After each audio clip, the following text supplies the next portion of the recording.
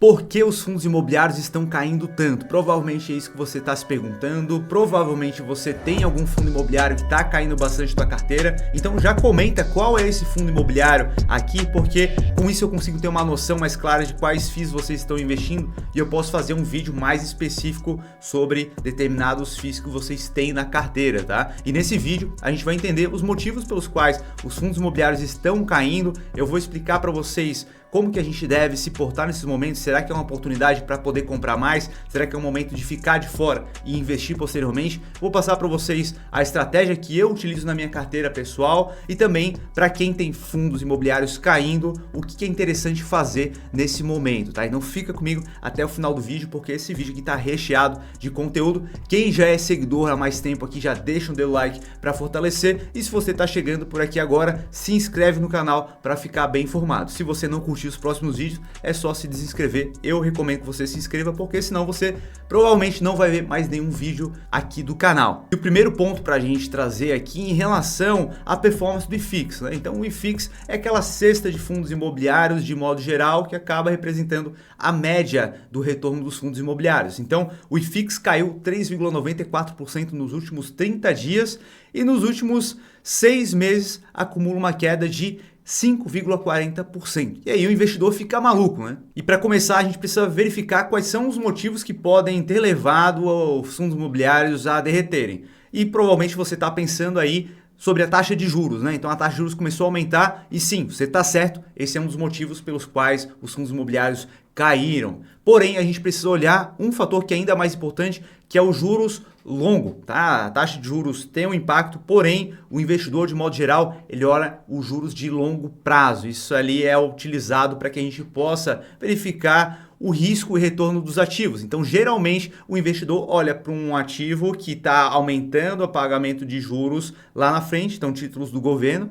né? E ele vai olhar, pô, os fundos imobiliários, a gente tem esse risco específico aqui, a gente tem esse risco específico aqui, eu como investidor prefiro ir para os títulos públicos. Então, há um fluxo saindo de fundos imobiliários para títulos públicos. Então, a gente, com uma pressão vendedora maior, os fundos imobiliários acabam se desvalorizando. Vale lembrar que em meados do ano passado a gente iniciou um ciclo de queda na taxa de juros e a expectativa é que essa queda pudesse acelerar ainda mais, tendo em vista os Estados Unidos com uma política de queda de juros vindoura, né? Então, a gente iniciou esse ciclo primeiro e os Estados Unidos agora começou esse ciclo de queda lá, e a expectativa era os Estados Unidos cortando juros, Europa cortando juros, isso vai abrir margem para que a gente possa reduzir ainda mais os juros. Mas conforme o ex-ministro Pedro Malan falou, né, no Brasil até o passado é incerto. Então, no Brasil, a gente fazer algum tipo de análise, cravar na pedra é extremamente arriscado, né? É por isso que a gente vê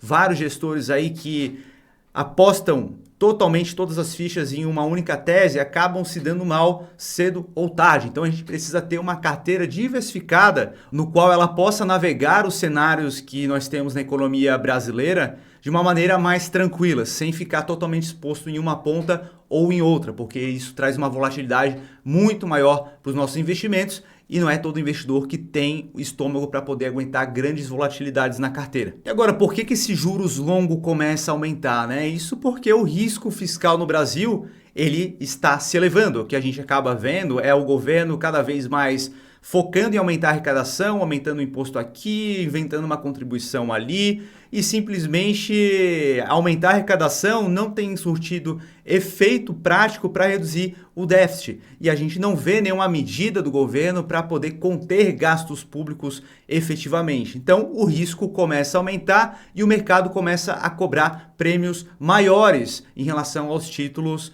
do governo para poder emprestar dinheiro para o governo. Então imagina o seguinte, a situação, né? Você vai emprestar o teu dinheiro e quanto mais tempo você vai deixar aquele dinheiro com essa pessoa que pegou emprestado, o risco começa a aumentar, principalmente quando você vê aquela pessoa que você emprestou o dinheiro começar a aumentar os gastos na vida dele, e aí você simplesmente, pô, esse cara aí uma hora vai dar ruim, né? Vai dar ruim isso aqui, cara. Pô, tu precisa controlar os seus gastos. Ele, não, fica tranquilo que eu vou dar um jeito aí. E aí ele simplesmente não dá jeito, ele continua a gastar, o limite do cartão de crédito dele começa a aumentar, tu fica, pô, esse cara aí, pô, ó, seguinte, a gente vai ter que aumentar os juros. Não, não tem problema, pode aumentar os juros aí que eu te pago lá na frente. Então é basicamente esse o cenário aqui, de uma forma mais simplificada para você entender o motivo pelo qual os juros mais longos estão aumentando, tá? E aí você consegue ver aí o gráfico que está na sua tela, na linha roxa, você percebe que há a expectativa atual em relação à taxa de juros longo, né? Então, na linha de baixo você vê o tempo passando, então quanto maior o tempo passa, maior é o risco e, consequentemente, maior é o prêmio cobrado, né? Na linha vermelha representa a expectativa de um mês atrás, ou seja, você compara com a linha atual, você percebe que atualmente o prêmio já está maior. E se você compara a um ano atrás, que seria a linha azul, você percebe que o prêmio exigido era menor também. Tendo tudo isso em vista, né, o governo não tem atuado no sentido de ter uma responsabilidade fiscal maior na questão de gastos públicos e o mercado tem batido muito forte nisso. Agora, recentemente, o Haddad soltou uma notícia falando que após as eleições eles vão divulgar um plano para poder conter gastos e tudo mais. Então, a gente precisa olhar para isso aqui agora, vamos verificar o que eles vão trazer, porque isso pode ser um divisor de águas em relação para onde que vai esse prêmio que a gente está colocando nos juros mais longos, né? Isso pode acabar afetando também os fundos imobiliários. Então, se o mercado achar por satisfeito com o plano que for colocado na mesa, há uma possibilidade dos fundos se valorizarem em relação a isso e o mercado de renda variável ficar mais atrativo, tá? Então, é algo que a gente tem aí para poder acompanhar e verificar o que vai acontecer nos próximos capítulos. Mas independente de qualquer coisa, a gente precisa compreender a dinâmica de investir em fundos imobiliários.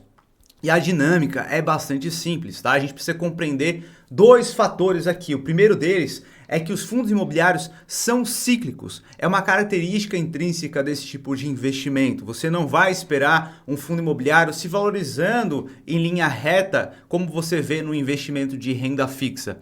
Em alguns momentos, eles vão estar mais favoráveis, com um cenário macroeconômico mais favorável a eles, e você vai ver eles valorizados. Outros momentos, você vai ver eles em queda, tá? Então você vai ver lateralizado ao longo do tempo. Então você vai ver um gráfico, dependendo do tipo de fundo, né? Se for um fundo de tijolo, ao longo do tempo, ele pode se valorizar, mas sempre subindo e caindo. Então, dependendo do momento que você começa a investir, você vai ver uma queda mais forte. Você ainda não tem um preço médio atrativo para que uma queda não seja tão absurda na tua carteira. Então, por exemplo, a minha carteira que já tem um período maior de tempo, por mais que houve uma queda forte nesse momento, vários ativos que várias pessoas estão ali, pô, eu tô com uma queda de 15% na minha carteira, cara, esses ativos estão com uma valorização ainda de 30% na minha carteira, tá? Então é isso que você precisa compreender, dar tempo ao tempo.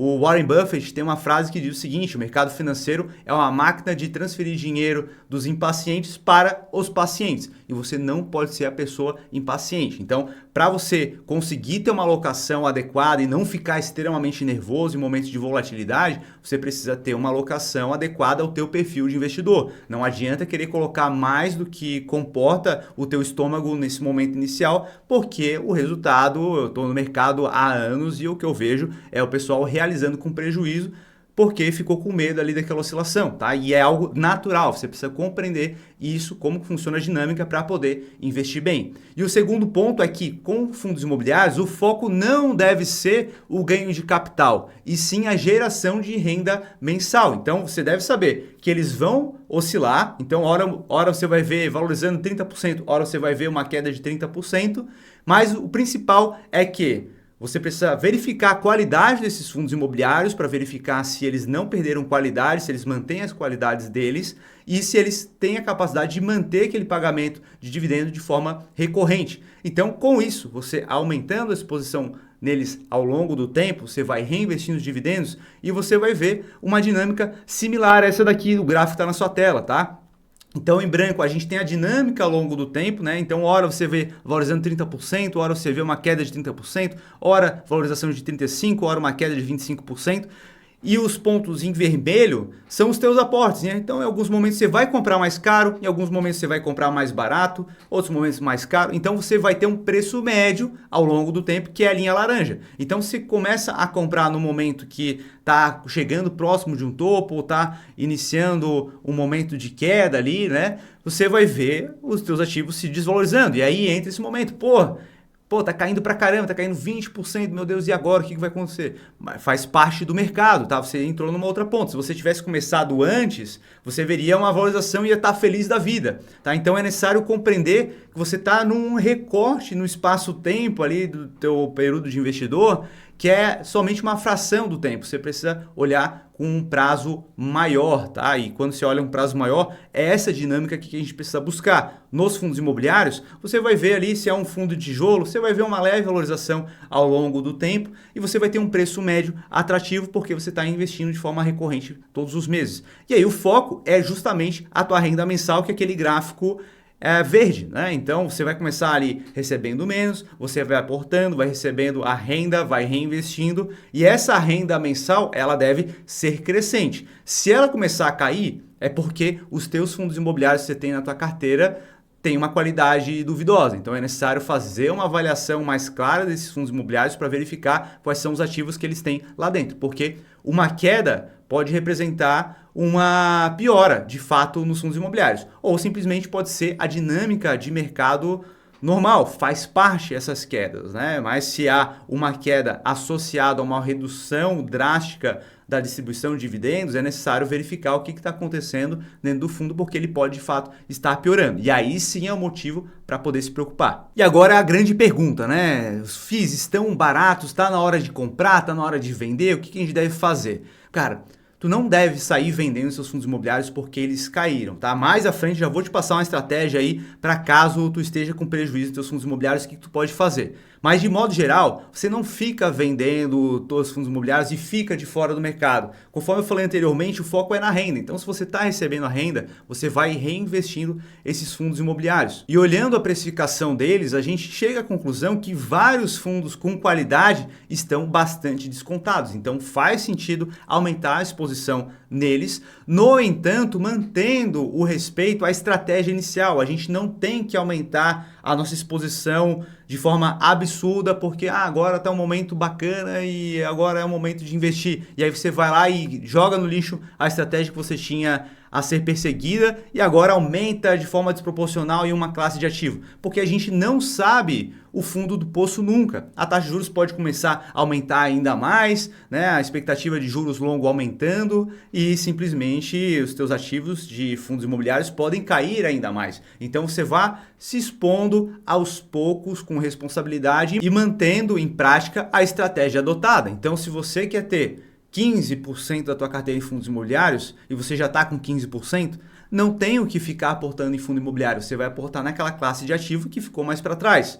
Então, se é o fundo imobiliário, de fato, a classe de ativos que está pedindo aporte, você vai verificar quais são os fundos imobiliários que você tem e aí você deve ter montado uma estratégia onde você vai colocar ali, esse fundo imobiliário eu posso ter até 10% da minha carteira de fundos imobiliários. Esse daqui tem um risco maior, até 5%. Então, se você já atingiu aquele patamar, você não vai mais investir nele, você vai investir no que ficou para trás. E aí, caso você queira montar uma estratégia específica nesse sentido, tá com dúvida de como montar, eu não tenho tempo para poder acompanhar, eu não sei como avaliar de fato os fundos imobiliários, eu não sei qual é o meu perfil de investidor de fato e quer uma ajuda de alguém para poder te auxiliar nessa jornada, para você ter mais tempo, para poder focar no teu trabalho e de fato aumentar os seus aportes e ter alguém de confiança para poder te auxiliar nessa estratégia e acompanhar a tua carteira, eu recomendo que você entre aqui no QR Code, aponta o celular aí para a tela do computador ou da TV, abre o QR Code para poder saber como que funciona a Notorious Wealth, o nosso serviço de consultoria de investimentos.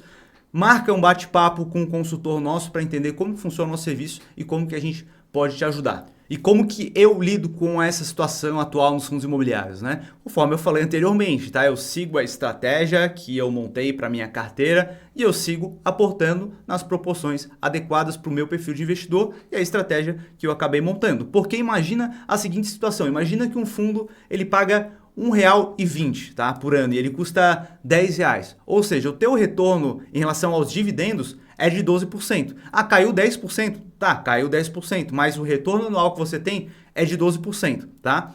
Então imagina se esse fundo imobiliário ele cai para R$8 e ele consegue ter a mesma capacidade de pagar R$1,20 por cota. Então agora o teu retorno ele vai ser de 15%.